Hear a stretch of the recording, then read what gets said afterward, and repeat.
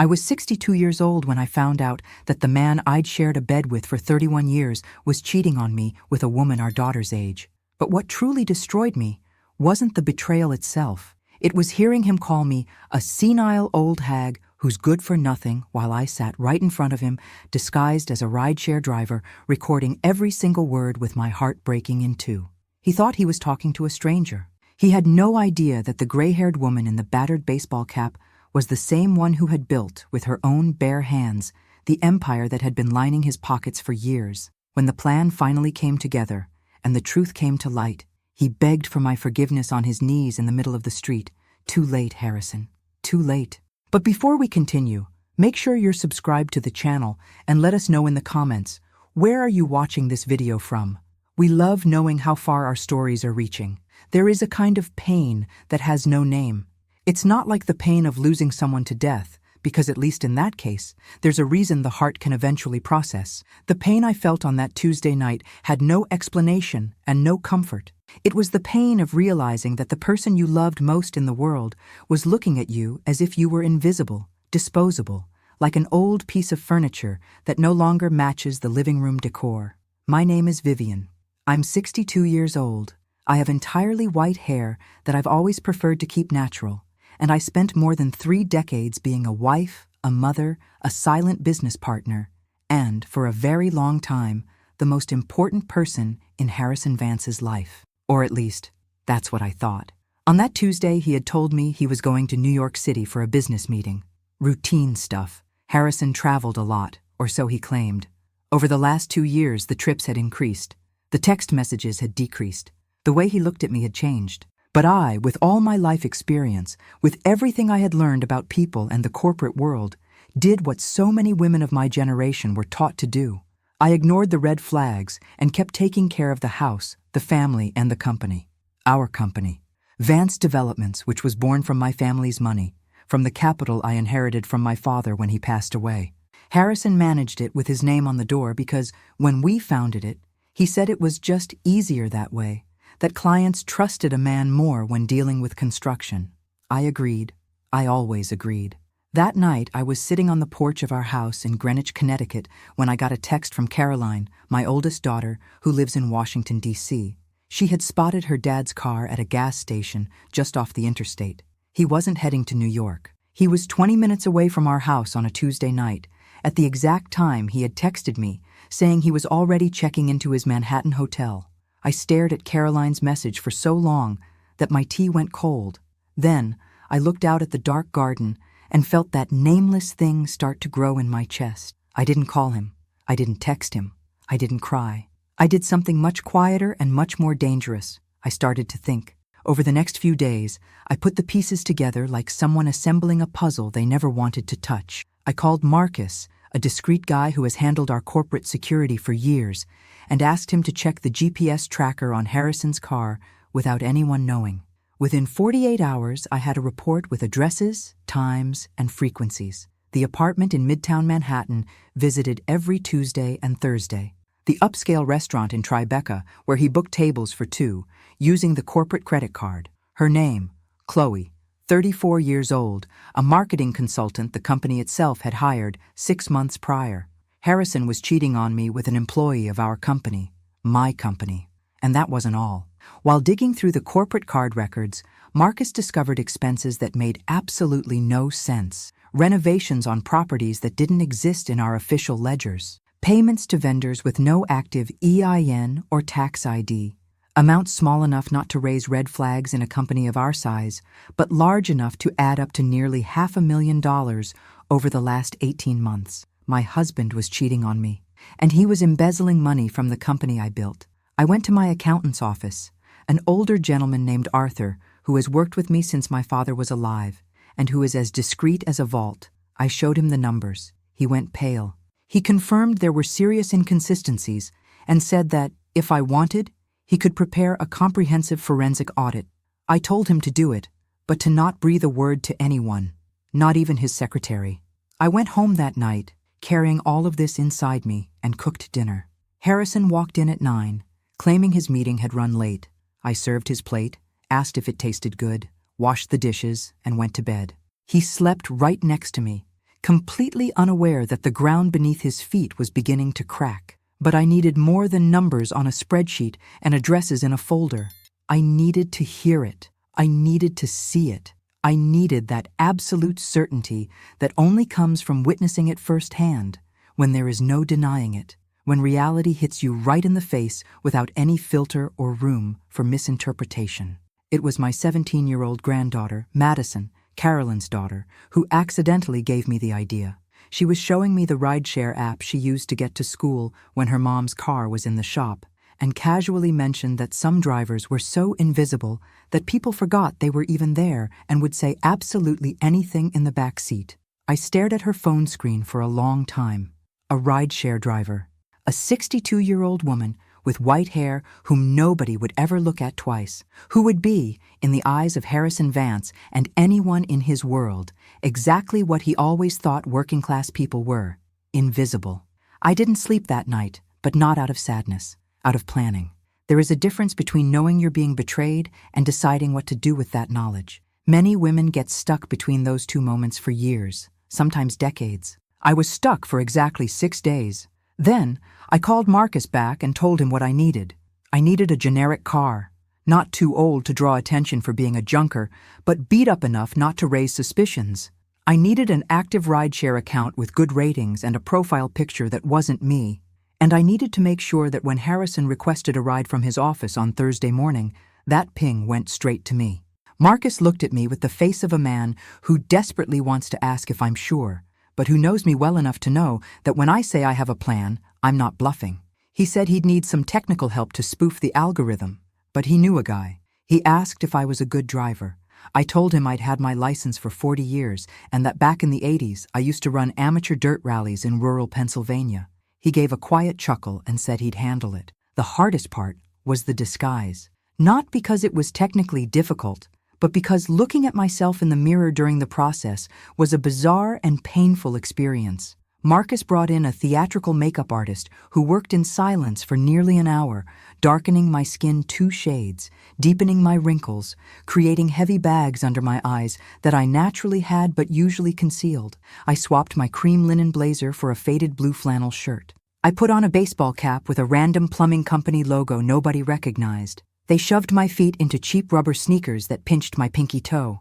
When I looked in the mirror, I didn't see Vivian Sterling Vance, founding partner of Vance Developments, Wharton Business School alumni, a woman who had dined with senators and governors. I saw a tired older woman named Barb, who probably woke up at the crack of dawn, grabbed a black coffee and a bagel at a loud diner, and carried the weight of the world on her shoulders without complaining much, because she was already used to it.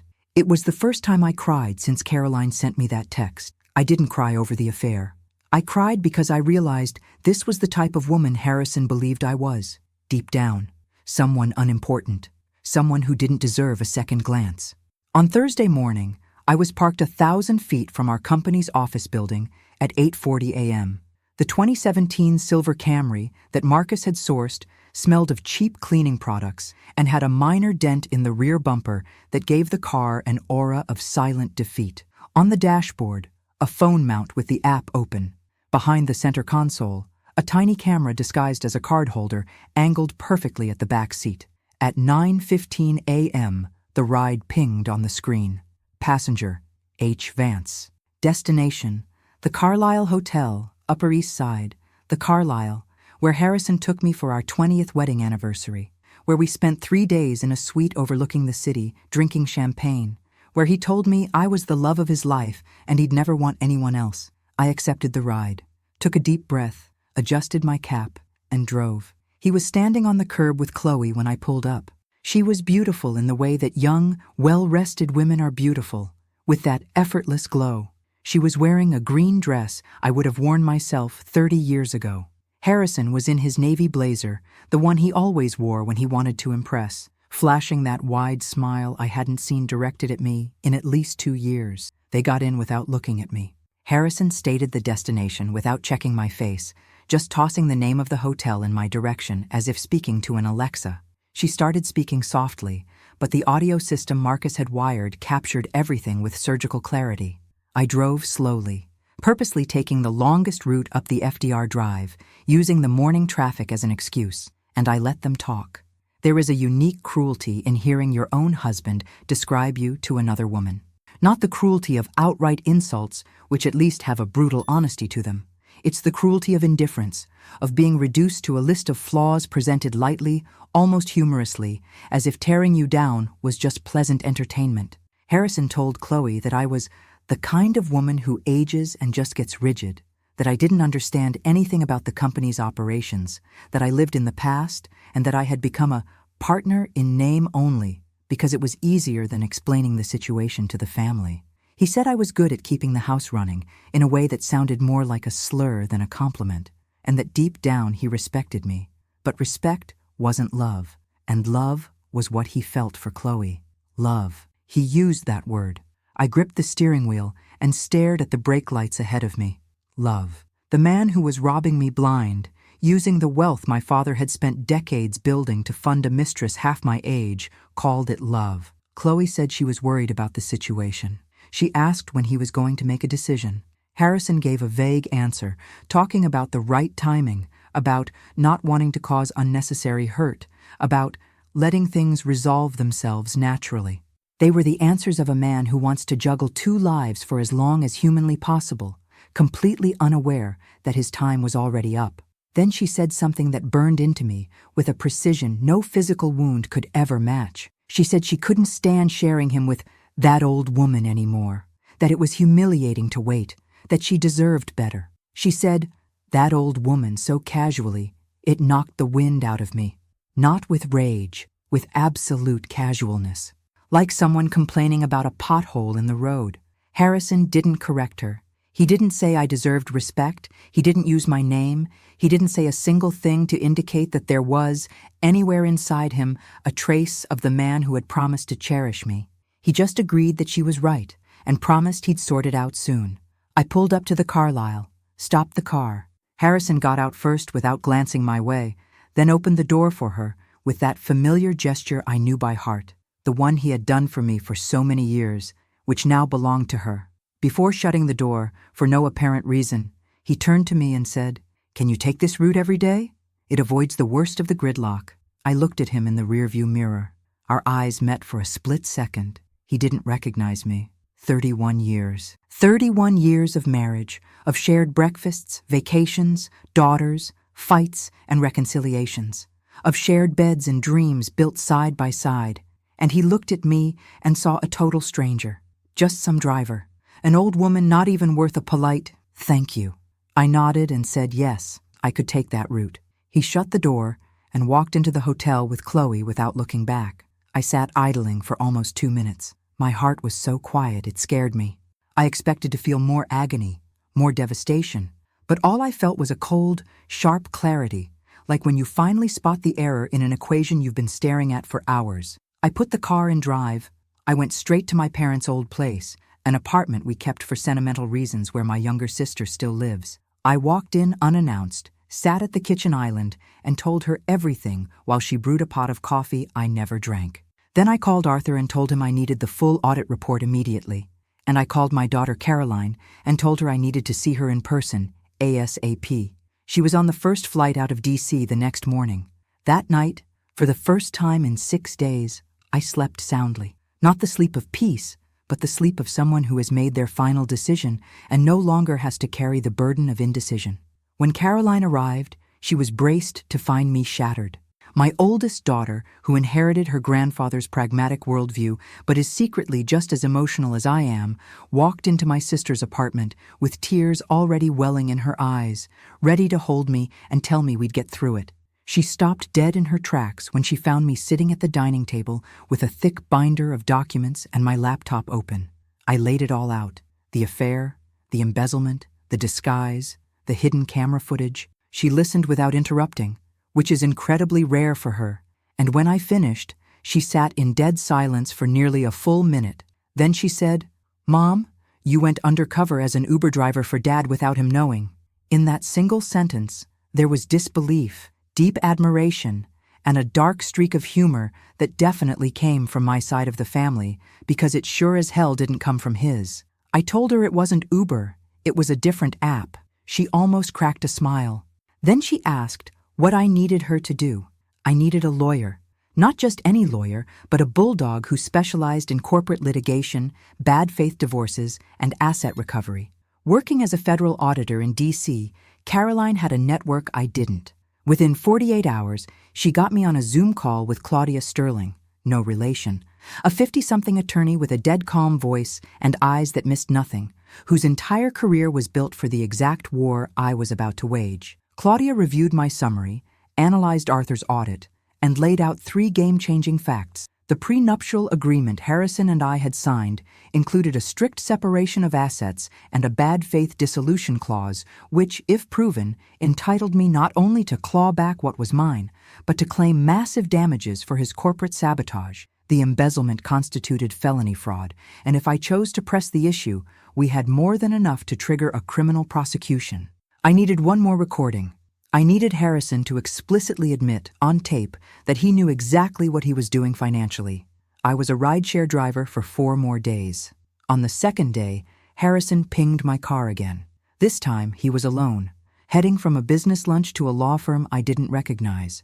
He spent the entire ride on his cell phone, practically buzzing with excitement, pitching someone a new $12 million coastal development project I had never heard of. It was being financed by a partner who, once Marcus ran the tax IDs, turned out to be a shell company proxy registered to a dingy 400-square-foot apartment in Newark, New Jersey. On the 3rd day, he met Chloe at a luxury loft in Soho. When they got in my car afterward, they were arguing over a condo he had promised her in a neighborhood she had picked out, right down to the custom furnishings. She dropped a dollar amount. It was astronomical. And Harrison, dripping with the arrogance of a man who thinks he holds all the cards, assured her he would wire it from a holding company account I didn't even know existed. A holding company. Registered to who? His cousin in rural Ohio, whom I had met exactly twice. On the 4th day, I was sitting in the airport queue when he requested a ride out of nowhere, leaving the office hours early. He practically dove into the back seat, phone glued to his ear, aggressively hashing out Vance Development's quarterly financials with someone. He was instructing them to massage the numbers before the end-of-quarter review. He said there was a discrepancy that needed to be dumbed down so Vivian wouldn't ask questions. Then he actually said the words, "She's never understood how a real spreadsheet works anyway. Just put it in plain English and she'll sign it without reading it." That sentence hung in the stale air of the Camry for a long, long time. I founded that company. I got my degree from Wharton back when women in high finance still raised eyebrows. I spent the first 10 years of our marriage learning commercial zoning laws, land acquisition, and debt financing, mastering every single moving part required to keep that business afloat. And the man I had placed in the big chair, because he whined that it was easier that way, thought I couldn't read a P&L statement. I didn't say a word. I just let him dig his grave, and I recorded every second. When I dropped him off and he walked away without a glance, I didn't idle this time. I immediately called Claudia and told her we had the smoking gun. She said she was spinning up the team. She asked when I wanted to drop the hammer. I said, Monday morning. There is a very bitter, very specific satisfaction in setting the table for a meal that is going to absolutely destroy someone. I spent the weekend at home with Harrison, playing the exact role he expected me to play. I cooked Sunday dinner with that meticulous care people mistake for submission, but which is actually just love turned to habit. I listened to his week's agenda. I smiled at all the right cues. I topped off his coffee when his mug ran low. On Sunday night, once he was snoring, I slipped into my home office, the room he never entered because he assumed it was just where I filed old utility bills, and finalized the strike with Claudia over video chat. Arthur's forensic audits, Marcus's GPS and background reports, the crystal-clear audio files with transcriptions, the Ohio Ghost Company's incorporation papers, the wire transfer logs, the prenup with the bad faith clauses highlighted in neon yellow. Claudia confirmed all systems were go. An aggressive external audit team would swarm Vance Development's first thing Monday. Her litigation partners had the asset freeze injunctions printed and ready to file the second I gave the green light. And Harrison's corporate platinum card would be killed by the finance department, which I technically still owned, at 8 a.m. sharp. I shut my laptop, crawled into bed, and stared at the ceiling for a long time. 31 years. They weren't just numbers on a page. It was two daughters raised together. The older one fiercely driven, the younger one artistic and chaotic. It was the house we remodeled 3 separate times because we could never make up our minds. It was the cheap vacations to the Outer Banks, back when we were broke, sleeping in rundown motels and laughing about it. It was the day my father died, and Harrison sat next to me in the ICU for 8 straight hours without complaining, without asking for anything, just being my anchor.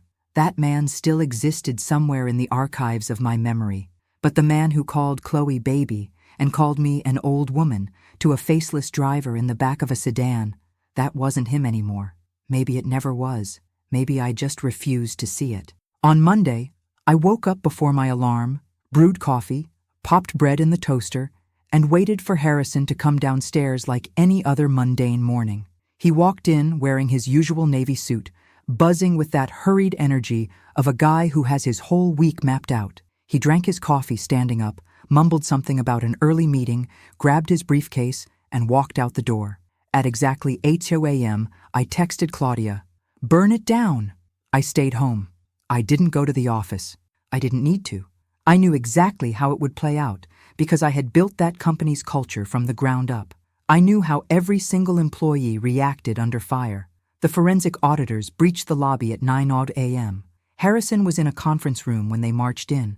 His assistant tried to run interference, but the auditors held formal authorization signed by me, the majority shareholder, and their mandate was absolute: immediate lockdown and access to all servers, ledgers, and communications from the last 3 years. Harrison stepped out of his meeting to find 4 suits tearing apart his office and his network credentials revoked. Marcus, who was on site at my request, called me at 10:15 a.m. to give me the play-by-play.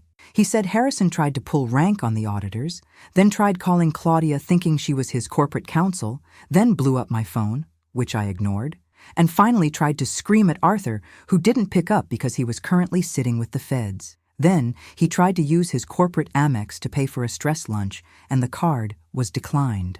By 2:01 p.m., Harrison was standing outside our house, furiously ringing the doorbell because his smart lock access code had been wiped. I walked out to the gate. I was wearing a tailored navy dress he had never seen before, a gift Caroline had bought me the month prior, my hair down, completely stripped of Barb's exhaustion, stripped of the weight of 31 years of choices I should have questioned decades ago. He looked at me and instantly knew the earth had shifted, not because of my face, which was stone cold, because of my posture, the way I held my ground. I unlocked the gate and let him in. Inside, we went to the living room. I sat on the cream sofa, where we'd had 1,000 important family talks. He stood pacing at first, then collapsed into the armchair when his legs realized standing wasn't going to save him. I didn't put on a show. I didn't scream. I didn't cry. I didn't hurl insults with a shaking voice. I placed the thick binder on the coffee table with the polite precision of a waitress setting down a plate. And I explained, in excruciatingly plain English, exactly what was inside: the embezzlement, the Ohio Shell Company, the luxury condo promised to Chloe, the audio recordings, every single flight, wire transfer, and lie, meticulously cataloged by date, time, and dollar amount. Harrison didn't speak for a very long time. He opened his mouth a few times, but no sound came out. Then he stammered that I was overreacting. Then he said he could explain. Then he claimed it was complex tax strategy. Then he shut up again. Finally, looking terrified, he asked how I got all of this. I stood up, walked over to the entryway table, picked up the battered plumbing cap and the folded blue flannel shirt I had purposefully left there, and dropped them onto the binder. It took his brain a few seconds to process the visual. When it clicked, his face warped into an expression I had never seen before. It wasn't just shame. It was a bottomless, existential dread. It was the exact moment a man realizes he has catastrophically underestimated someone and the avalanche is already roaring down the mountain. He whispered, "You were the driver." Yes. He stared at me for an eternity, looking at me like he was seeing me for the very first time. And maybe he was. Maybe in all our years together, he had never actually bothered to look. He asked what I wanted.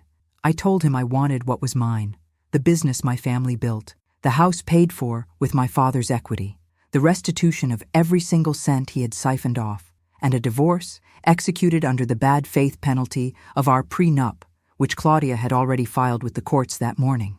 I told him that if he cooperated flawlessly with the auditors and didn't try to hide a single dime, Claudia would entertain a settlement that kept him out of a federal penitentiary. But if he threw up a single roadblock, shredded a single post-it note, or tried to move assets, the criminal fraud dossier would be handed to the district attorney before sundown. Harrison begged for my forgiveness. He used that smooth, practiced tone I knew so well, the voice that used to talk me into things I knew I shouldn't accept. He said he made massive mistakes, that he lost his way, that he still loved me in his own way. In his own way. What a phrase. As if there exists a bespoke, personalized version of love that justifies theft, betrayal, and total humiliation. I told him I was done with his way, and I suggested he pack a bag for a few days because the locksmith was coming tomorrow morning. He left without a fight, maybe because he was in shock, maybe because somewhere deep in his dying conscience, he knew he didn't have a leg to stand on. I locked the door. I walked into the kitchen. I brewed some tea. I sat at the island where we used to drink coffee together every morning, and for the first time in years, the silence of the big house didn't crush me. It was a new kind of silence, the silence of an empire that was finally, entirely mine. The legal bloodbath lasted 6 months. It was brutal, and I won't pretend otherwise. There were mornings I woke up with a crater in my chest that wasn't anger or grief, but a haunting limbo, that hollow feeling when you realize a massive chunk of your life was built on a foundation of sand. My daughters processed it differently. Caroline, the oldest, locked arms with me from day one, managing the logistics of the divorce and the corporate fallout with a ruthless efficiency I honestly envied. My youngest, Natalie, had a much harder time. She lived in Chicago, had always been a daddy's girl, and the news hit her like a structural collapse she wasn't equipped to survive. She barely spoke to me for 2 weeks. Then, she showed up one afternoon with a suitcase, slept in her childhood bedroom for a week, and we slowly put the pieces back together, handling the truth like shattered glass. Harrison tried, twice, to backdoor negotiations for a better payout. Both times Claudia intercepted his lawyers before it even reached my desk, and both times he surrendered the moment she threatened the criminal fraud charges. In the end, the decree was absolute. Full restitution of the embezzled funds, a forced corporate buyout transferring 100% of the voting shares to me, and an asset split entirely favoring my prenup clauses. The Ohio Shell Company was liquidated. The cousin, who turned out to be a clueless patsy, folded the second a federal lawyer explained his accessory liability. The Soho condo for Chloe was never purchased. The escrow funds were frozen by court order before the ink could dry. Chloe resigned on the 3rd day of the forensic audit. There was no screaming match, at least not one that reached my floor. She emailed a 2-sentence resignation and vanished into the wind. I heard from a senior HR manager that she tried calling Harrison a few weeks later and he iced her out. I felt nothing when I heard that. No petty joy, no pity. She was a young woman who made a radioactive choice. Life would handle her tuition for that lesson. What kept me breathing during those 6 months wasn't the litigation, which ran on autopilot under Claudia, but the company. Vance Developments was bleeding. We had mid-construction projects stalling, vendors demanding renegotiations, and a staff paralyzed by rumors while auditors tore through the servers. I officially stepped into the CEO role, a title I legally held since inception, but had never actively used. The first week was surreal. The staff had no idea what to do with me. This ghost who had stepped out of the shadows to seize the throne, everyone assumed belonged to the king. Some looked at me with a shock that proved just how successfully Harrison had written me out of the company's history. Others, especially the veterans who were there when my father fronted the seed money, looked at me with a profound, tear-jerking relief. Diane, a senior project manager who had been with us since day one, stood in the doorway of my new office during week 2. She hesitated, then simply said, "I'm so glad you're in that chair. I never forgot whose name built this place." She didn't say anything else. She didn't need to. I rebuilt it brick by brick, renegotiating union contracts, restructuring the commercial portfolio. I brought in a brilliant, shark-like young CFO named Harper, who injected a ferocious energy into the C-suite that we hadn't seen in a decade. I took clients to dinner to stabilize their panic. I sat down and actually listened to the foreman in a way Harrison never had. And parallel to the corporate war, something else was quietly happening inside me. A lightness, a slow, almost invisible realization that I was breathing different air. The crushing pressure of shrinking myself to fit perfectly into the shadow of another human being was gone. I woke up early because the sunrise was beautiful, not to make sure Harrison's tie matched his suit. I ate what I craved for dinner. I spent weekends spoiling my granddaughters without checking a shared calendar. I went to the movie theater 3 times in 1 month, something I hadn't done in years because Harrison hated sitting in the dark with strangers. I discovered I still loved reading novels until 2 a.m. I realized I loved cooking when it was an art, not a chore. I found out I had razor-sharp opinions on foreign policy, vintage wines, and brutalist architecture that I had suppressed for decades without even noticing. At 62, I was meeting myself for the very first time. And the woman staring back in the mirror was infinitely more formidable than the wife I had allowed myself to be. A year to the day after Caroline texted me that photo from the highway, I was standing on the balcony of Vance Development's new corporate headquarters in Hudson Yards, looking out over the New York skyline. I was holding a glass of Cabernet Harper had poured to celebrate landing a massive government contract. Below me, the staff lounge was roaring with laughter and music, the beautiful chaos of a team that had bled together and finally won. I stepped outside for a moment of quiet, not out of melancholy, but because sometimes you need silence to let the sheer magnitude of a victory wash over you. I had heard whispers about Harrison through the industry grapevine, how news travels in a city where money talks. He was doing low-level consulting gigs. He had downgraded to a cramped apartment in Hoboken. He had supposedly tried dating someone new, which imploded spectacularly. I felt absolutely nothing. No triumph, no spite.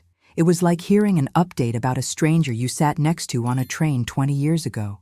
The emotional distance wasn't forced. It was just the natural byproduct of outgrowing someone completely. The only real emotional gut punch I had recently happened on a mundane Tuesday.